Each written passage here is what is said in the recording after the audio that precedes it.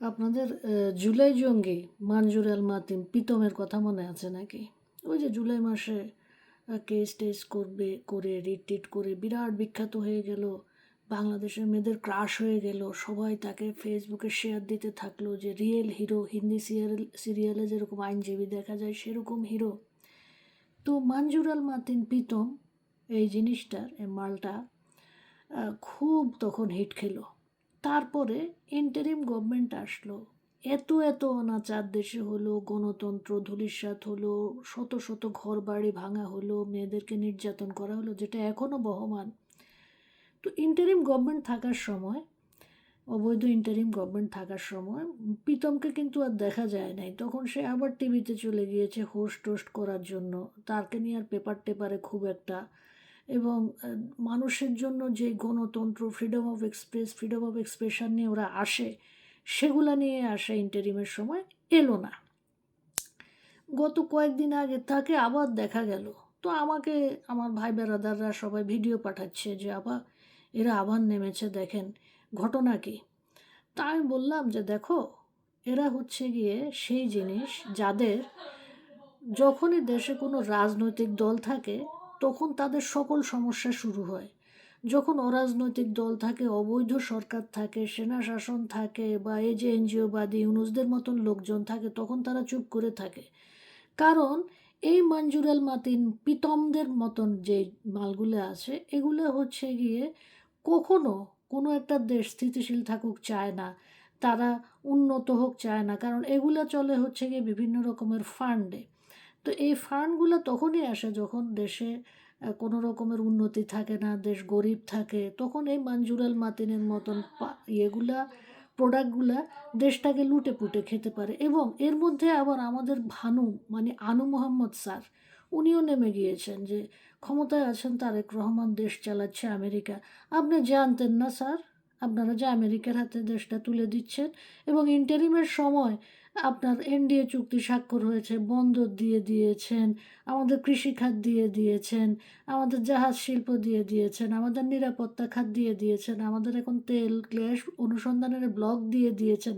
দেওয়ার পরে এখন এসেছেন নেমে না যে দেশ চালাচ্ছে তারেক রহমান, না আসলে আমেরিকা চালাচ্ছে। এতদিনে ঘুম ভেঙেছে? স্যার আমি আপনাদেরকে একটা কথা বলি, আপনারা সারা জীবন সাম্রাজ্যবাদের বিরুদ্ধে কথা বলেছেন, আমেরিকার সাম্রাজ্যবাদ, আমেরিকার টাকা নিয়ে আপনারা চলেছেন, আপনাদের এই ধরনের হচ্ছে গিয়ে দ্বিচারিতা। এখন আপনারা কি করছেন?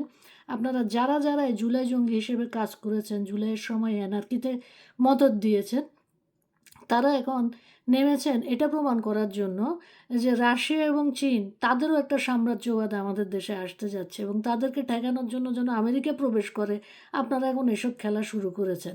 মানুষ তো আর অত বুঝে না, মানুষ সহজ সরল মানুষ, আপনাদের মতন তো শিক্ষিত জ্ঞান পাপি না, তাই না? যে আপনারা সারাক্ষণ দেশ নিয়ে ষড়যন্ত্র করছেন এবং নিজের দেশকে যেভাবে নিলামে তুলে দিতে পারেন, এটা তো আর মানুষ ভাবে না। এবং এই যে আপনাদের ইউনুস ভাইয়ের বিরুদ্ধে এবং তার স্বাস্থ্য উপদেষ্টার বিরুদ্ধে কোর্টে একটা ইয়ে করা হলো, আবেদন জমা দেওয়া হলো যে তারা কেন এই শিশু হত্যার দায়, হামে শিশু হত্যার দায় দায়ী হবে না, সেটাও কিন্তু আপনারা খারিজ করে দিচ্ছে, যে তখন কোনো কথা বলছেন না। 620 জন শিশু এ পর্যন্ত হামে মারা গিয়েছে।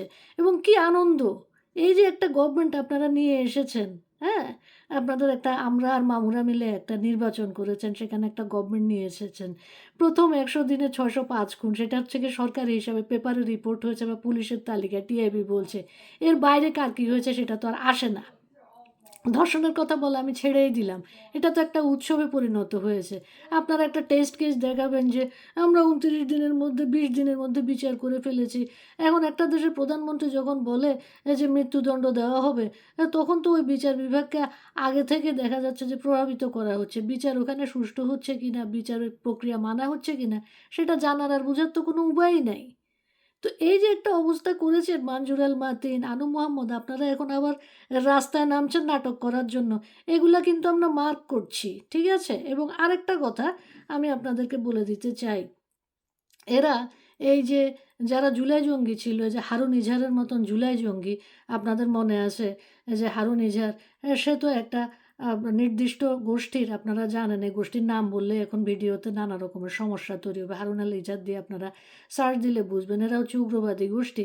এরা কিন্তু এখন দেখেন সশস্ত্র বিপ্লব শুরু করেছে। আরেক মহিলা আছে অস্ট্রেলিয়াতে, সেও সশস্ত্র বিপ্লবের কথা বলছে। কত অস্ত্র এদের হাতে, তার মানে আছে তারা আমাদের জনগণকে সশস্ত্র বিপ্লবের হুমকি দেয়। কার বিরুদ্ধে বিপ্লবটা করবে সশস্ত্র বিপ্লব? দেশে কি কে থাকে কার বিরুদ্ধে? আমাদের লোকজনের বিরুদ্ধে তারা এই ধরনের কথাবার্তা বলে। সেই জুলাই 24-এর থেকে তারা বলে যাচ্ছে দেশে সশস্ত্র বিপ্লব করবে। আমার দেশে কেন সশস্ত্র বিপ্লব করতে হবে? আমার দেশে কি বহিঃশত্রুর আক্রমণ হয়েছে? আমরা কি যুদ্ধে আছি? আমাদের যে এখানে সশস্ত্র বিপ্লব করতে হবে, গেরিলা হামলা হবে, গুপ্ত হবে? কারণ কি?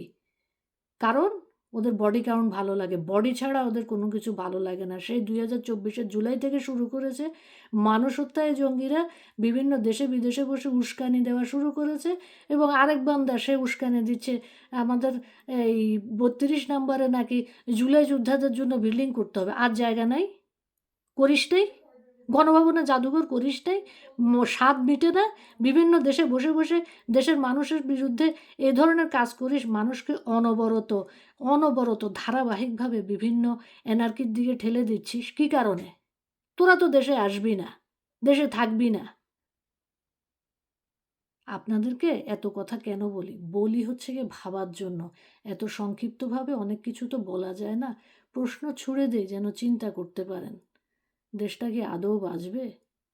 একটু মিছিল শুরু হয়েছে, দেশের জনগণ মিলে দ্রব্যমূল্য, নারী নির্যাতন, ধর্ষণ এগুলোর বিরুদ্ধে কথা বলা শুরু করেছে। এতেই দেখেন তারা অনবরত সশস্ত্র বিপ্লবের হুমকি দিচ্ছে। তাদের হাতে কত অস্ত্র! আপনাদের মনে আছে একটা জাহাজে 7 জনকে গলা কেটে মেরে ফেলেছিল? সেখানে কত অস্ত্র এসেছে, এবং অন্যান্য জায়গায় কত ক্ষুদ্র দেশীয় অস্ত্র আছে। এগুলা কিন্তু আপনাদের চোখে চোখে রাখা দরকার।